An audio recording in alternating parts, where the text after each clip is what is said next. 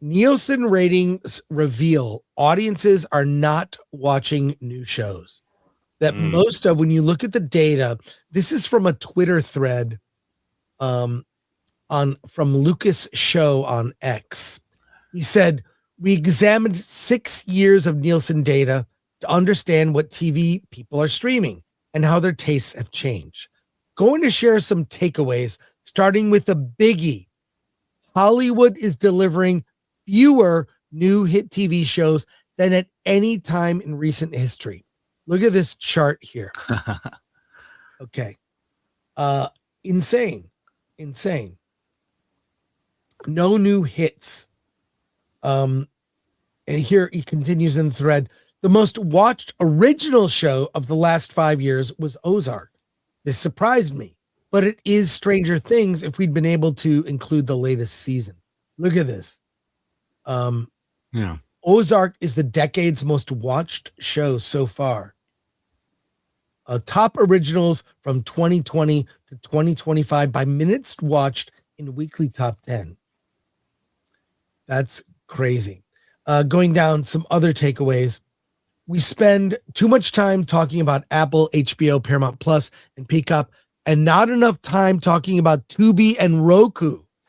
Tubi and Roku have doubled HBO and Peacock in size over the last couple years. This is free streaming on Roku and Tubi. I think it's because I have two TVs in my place, and they're both Roku TVs. I've always had a Roku box. Like when they first came out, I loved Roku. Yep. It was great. So look at Tubi and Roku and how they've surpassed Warner's and Peacock. Tubi and Roku are the gold and black. Warner and Peacock are the gray and blue. Look at 2025. I think that's a couple reasons. And they've basically flatlined on growth. A couple reasons. They're both free, Tubi and Roku. And the other thing is the economy. You know, as the middle class continues to get gutted by terrible choices by our leaders, I don't want to talk about daycares and how much money, fraud, waste, and abuse is currently happening that's cost the middle class. Also, awful choices by the people who run California. But people have less disposable money. That's why we appreciate everyone who helps support the channel so much. Yeah.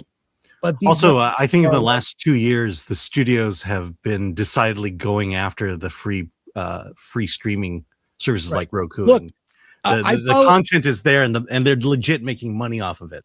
Yeah, I follow the Shout Factory. Shout Factory does great DVDs. Shout Factory also has a YouTube channel where they stream like Godzilla movies. They just stream them 24/7, and they post movies. Even WB has started to post movies on YouTube now. It is a revenue source. Here we go. I'm gonna keep reading some of these. Apple accounts for fewer original hits than any other major streaming service. No kidding. HBO hits don't count as originals. Otherwise, it would be ahead of the chart. On the plus side, its share is growing. So there you go. Can you blow that one up? Yeah. Let me blow that one up for you. Yeah. Okay. So all they're doing is looking at the data of Nielsen's. This is public information. Yeah. The most watched original show of the last 5 years was Ozark. This surprised me, but it would be Stranger Things if you were able to include the latest season. Anyways, these are all this is in a Twitter thread from Lucas Shaw. We'll share that link in the description. Alan, what do you think of all this? I mean, you think theaters are dying. Network television is dying. Yeah. And it's a slow death that no one's talking about. You think about news. We get that off of YouTube now. Yeah. This idea of appointment television, because that's what linear streaming or linear channels are. It's you have to be in front of your TV at a specific time to watch a show. Well, there's no need to do that again. Yeah, because you can wait a day and get it on streaming, and then you have ads, and also the sense that the the people running the networks, Disney, Warner Brothers et al. It's a low priority. And I think if they had their choice, they would. If it weren't for the fact that they had news, they would probably be dumping network television as quickly as possible. Yeah, and I think that's what Paramount's doing. Network TV is irrelevant. Late night shows are dead genre because they're not appointment TV. I used to fall asleep to late night shows. I remember watching Conan and just like, it's late at night. I came back from whatever I was doing. I was done for the day. Late night TV, make me laugh. I've been watching old clips of Jay Leno. 69. He does this bit, things he finds at the 99-cent store. That is hilarious. They're like bad products. And oh my God, that bit was so funny. Not political. He made fun of everybody. He would make fun of Clinton. He'd make fun of whoever was in office. Leno was a class act. Is very, he was only political in the sense that, well, they're the president. We're going to make fun of him. They weren't like this sort of aligned with, we have to support the current administration and their policies, which it seems all media does now. Yeah. All legacy media just supports whatever their narrative they're fed. And I think that sped up their death. Yeah. People just stopped watching.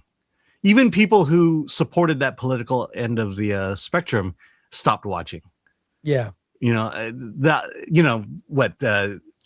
overvalued Paramount, and now Stephen Colbert wonders why he can't keep his show because no one's watching your show. It's not because Paramount doesn't have the money to pay you. There's just no return on that money that they're paying you. Well, this analysis of the Nielsen data is not surprising. But I mean, network television is basically Tubi now. Tubi and Roku. Tubi or YouTube. YouTube is the number one streaming service. Number one. Yeah, I'm on YouTube probably 90% of my viewing on television. I listen to YouTube in my car. Listen to podcasts and whatnot. I mean, what was the last show you watched on network television, not cable television, that you were at home, had to be at home to watch it? Monday Night Football. It's always NFL or sports. Yeah. What about a TV show, a scripted show? None. Yeah. Zero. I don't watch. I think the last two I can remember was Lost and Everybody Loves Raymond. And that was over 20 years ago.